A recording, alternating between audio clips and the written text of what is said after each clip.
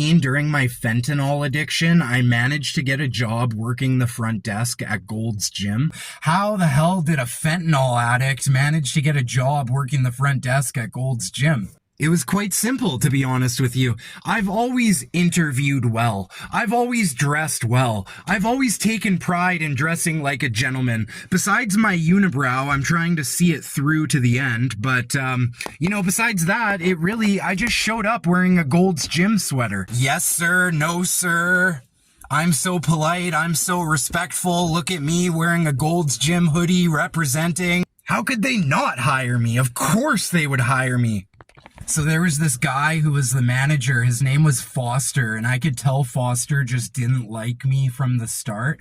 You could tell Foster comes from like a very sheltered background. Like, you could tell Foster has been fed with the silver spoon his entire life, right? So me and my full-blown addiction, that's the kind of stuff that Foster's nightmares are made of, right? I'd be doing dope in the bathroom at Gold's Gym because I worked Saturday, Sunday nights, and I'd be the only person there.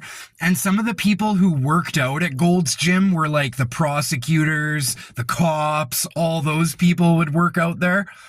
And every time those people would come in, they just rubbed me the wrong way. Like, I just didn't like them. Anyway, I'd be doing drugs in the bathroom. I'd be doing fentanyl off tinfoil. And then I'd be like phoning drug dealers on the Gold's Gym phone, meeting them down the road, and then doing drugs in the bathroom, and then going on like an hour or 2 hour long cleaning spree where I'm not actually getting anything done. Because that's the crazy thing about drug addiction, is it feels like you're getting things done, but you're just tweaking out and you're just teching out.